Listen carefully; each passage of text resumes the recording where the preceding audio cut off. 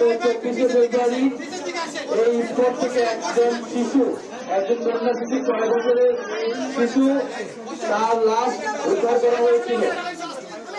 আমরা তাসনিম আক্তার তাহিদি নামে কন্যা শিশু, 6 বছরের কন্যা শিশুর লাশ উদ্ধার করা হয়েছিল। আমরা তার পরিবারের সাথে, সেই শিশু কন্যার মায়ের সাথে, তার পরিবারের সাথে আমরা সাক্ষাৎ করেছি আমি, এবং পুরো ঘটনা বিস্তারিত শুনেছি। ব্যক্তিগত কিছু দ্বন্দ্বের কথা উনি বলছেন, এলাকার কিছু দ্বন্দ্বের কথা উনি বলছেন। আমরা তথ্য প্রমাণ তদন্ত ছাড়া আগাম কোনো মন্তব্য এখন করতে চাচ্ছি না। আমরা এখানে এটাই বলতে এসেছি যে এই পরিবারের সাথে আমরা আছি সর্বাত্মকভাবে, এবং এই যে কন্যা শিশু হত্যা হয়েছে, এই হত্যার বিচার আমরা নিশ্চিত করব যে কোনো মূল্যে, ইনশাআল্লাহ আমরা এর বিচার নিশ্চিত করব। এই অভয় এবং এই আস্থা আমরা ওনার মাকে দিয়েছি। আমাদের সাথেই ছিলেন, এবং এই যে তার হত্যা করা হলো, এই হত্যাটা ছিল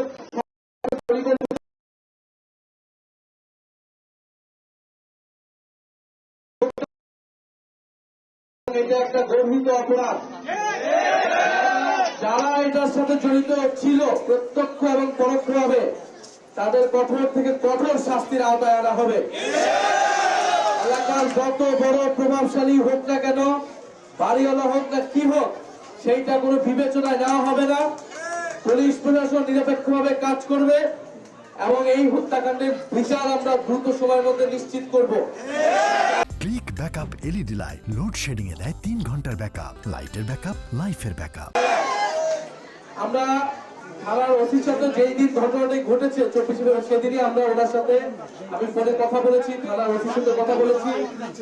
মামলা নেওয়া হয়েছে। পোস্টমর্টেম রিপোর্ট আসলে আপনাদের পুরো ঘটনাটা বোঝা যাবে, কিভাবে হত্যাকাণ্ড হয়েছে, কিভাবে মারা গিয়েছে মেয়েটি, এবং ওনারা যারা সন্দেহ করছেন সেই সন্দেহভাজন তাদেরকেও প্রশাসন, আইন শৃঙ্খলা বাহিনী তারা খতিয়ে দেখছে। আমরা আশা করি দ্রুত সময়ে অলরেডি আমরা আশা করব দ্রুত সময়ের মধ্যেই গ্রেফতার হবে, এবং এটা ন্যায় বিচার আমরা এই বোনকে সবাই মিলে নিশ্চিত করব। এটা আমাদের ওয়াদা আজকে ওনার কাছে এবং এলাকাবাসীর কাছে।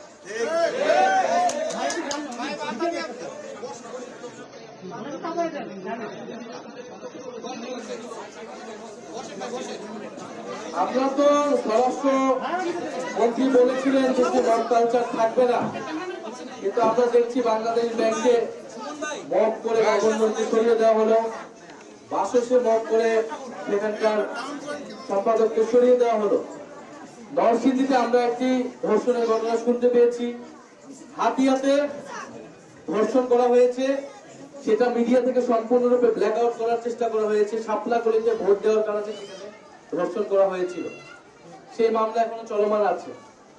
এবং শাপলাকলি দাঁড়িপাল্লাতে ভোট দেওয়ার কারণে সারা দেশের বিভিন্ন জায়গায় নেতা কর্মী সমর্থকদের বাড়ি ঘরে ভাঙচুর, হামলা চলমান আছে এখন পর্যন্ত।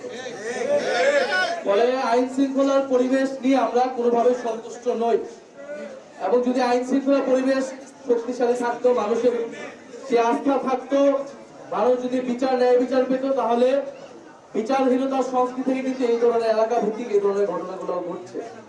ফলে আমরা আইন শৃঙ্খলার পরিবেশ নিয়ে সন্তুষ্ট নই। আমরা দ্রুত সময়ের মধ্যে আহ্বান জানাই যে সরকারের জায়গা থেকেও আইন শৃঙ্খলা যাতে নিশ্চিত হয়, কঠোর ব্যবস্থা যারা যায় সেজন্য উদ্যোগ গ্রহণ করবেন।